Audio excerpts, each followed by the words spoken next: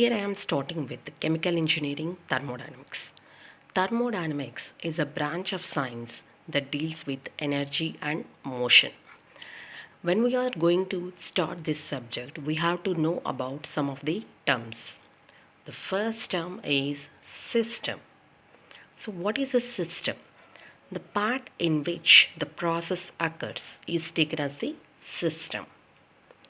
So, whatever the process takes place anywhere, that can be considered as a system.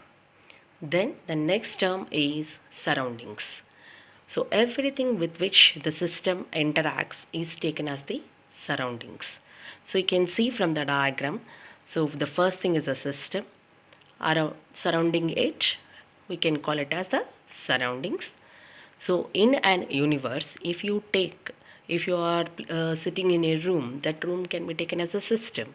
The remaining all the surroundings, the remaining all the area of the house, it can be taken as the surroundings. The next term is heat.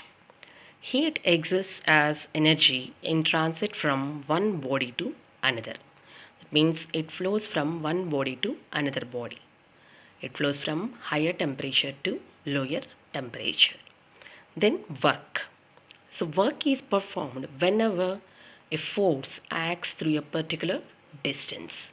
So whenever an object moves from through a particular distance by a force, then we call that process as work.